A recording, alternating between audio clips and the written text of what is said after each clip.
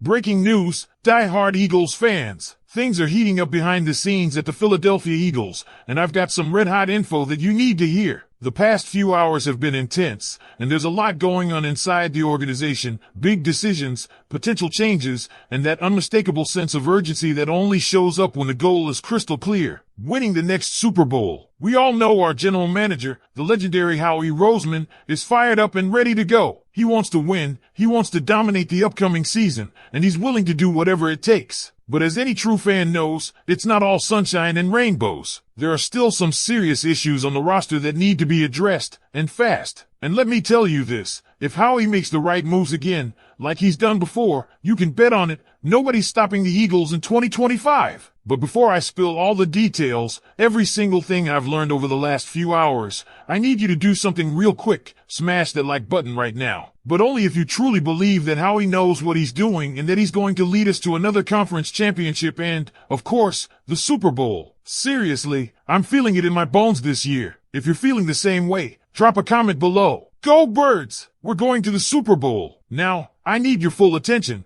because this is big. Let's get into it. The Eagles are deep into OTAs, and there's no shortage of storylines coming out of South Philly. Let's start with the newest first-round pick, Jihad Campbell. The Eagles took him 31st overall, and Vic Fangio already gave us the first big update. Campbell won't be participating in drills until August. He's recovering from a shoulder labrum injury, but there's good news. He's on the field, wearing a helmet, and doing mental reps. It's more than we saw during rookie minicamp. Fangio is clearly putting in time with him one-on-one, getting him up to speed, and focusing on the mental side of the game while his shoulder heals. That's important because the Eagles see Campbell starting out as an inside linebacker, not on the edge, even though he came into college football as a highly ranked edge rusher. Fangio emphasized Campbell's learning curve at inside linebacker. He said Campbell's pass rushing ability is legit, but right now, they're grooming him to command the defense from the inside. That tells you a lot about how they view his football IQ and upside. This is a kid who excelled at Alabama and is now getting personal attention from one of the best defensive minds in the game. Expect a slow but steady ramp up with Campbell,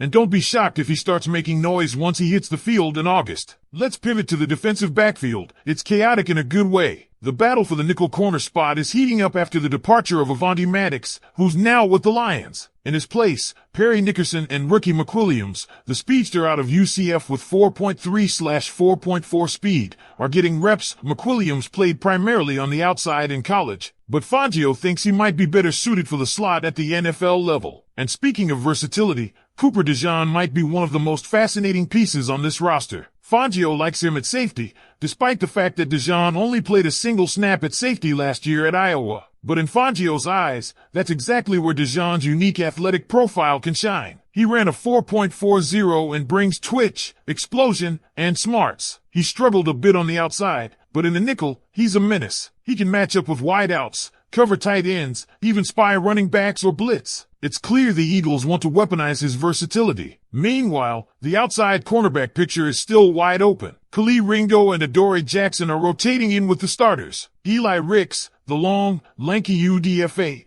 is also getting first-team looks, a huge vote of confidence. But the real gem here is Quinyon Mitchell. After the Eagles traded up with Washington to grab him, he's already looking like one of the highest-graded rookie corners in the league from 2024. This kid is for real and poised to make a second-year leap. Let's talk safety. This might be the most unpredictable position battle heading into training camp. Reed Blankenship is the presumed starter, but who lines up next to him? It could be Sidney Brown, Andrew Mukuba, Andre Sam, Tristan McCullum, even Louis Cine got first-team reps recently, though Fangio didn't mention him in the latest presser. Mukuba, the second-round pick out of Texas, is making a solid impression. There were concerns about his size, but he doesn't play small. He hits, he diagnoses plays quickly, and his ball skills are real. Plus, he's getting some work with the ones already. He might just push for a starting job early. Reed Blankenship called Sidney Brown Crash Bandicoot because of his downhill, reckless style, and that tells you everything you need to know about how Brown plays. He hits, he flies to the ball, and he's a tone setter. That safety spot next to Blankenship is truly up for grabs and will likely be decided during preseason games. Linebacker? It's thin. Zach Bond and Jeremiah Trotter Jr. are running with the ones. That's no surprise with Nakobe Dean out with a patellar tendon injury and Jihad Campbell not ready to practice yet. Dean's ahead of schedule, but that's an injury the Eagles are being extremely cautious with. If he re-injures it, it could be disastrous. So, barring a miracle, you won't see Dean week 1. It's probably Bond and Trotter Jr. starting against Dallas. On the offensive side, Tyler Steen is taking all the first-team reps at right guard. With Mekhi Becton gone to the Chargers, Steen, a third-round pick a couple drafts ago, is getting his shot. He's young, powerful, and apparently showing enough to make it his job to lose. Let's give Jordan Davis his flowers. He's reportedly in the best shape of his career. After spending time on a Peloton late last year, he's trimmed down,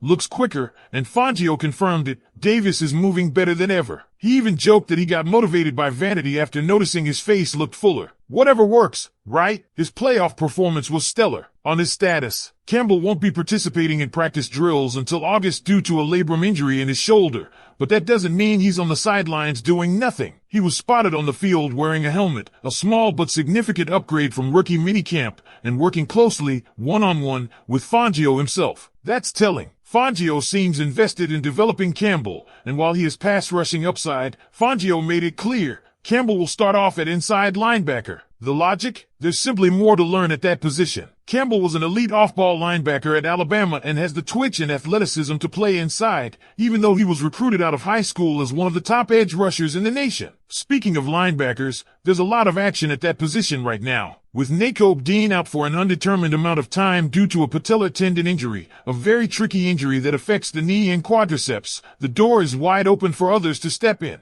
Fangio hinted strongly that Dean won't be ready for week 1, despite the linebacker saying his recovery is ahead of schedule. That brings us to Zach Bond and Jeremiah Trotter Jr., who ran with the first-team defense during 7-on-7 drills. Unless something major changes, expect those two to be your week 1 starters at inside linebacker. And while we're on the topic of rookies and second-year leaps, let's talk about Quinyon Mitchell. What a steal this guy is turning out to be. Not only did the Eagles land him after trading up with the Washington Commanders, but Mitchell was one of the highest-graded corners in the league last year as a rookie. Now he's taking first-team reps at left cornerback, and there's no doubt the Eagles are expecting him to be a leader going into year 2. On the opposite side, Cooper DeJean is generating serious buzz. Drafted in the second round, DeJean played mostly outside at Iowa but showed his versatility by also lining up in the slot and near the line of scrimmage. At OTAs, he's been working mostly as a nickel corner and occasionally at safety, a move Fangio said plays right into DeJean's strengths. With 4.4 speed and twitchy athleticism,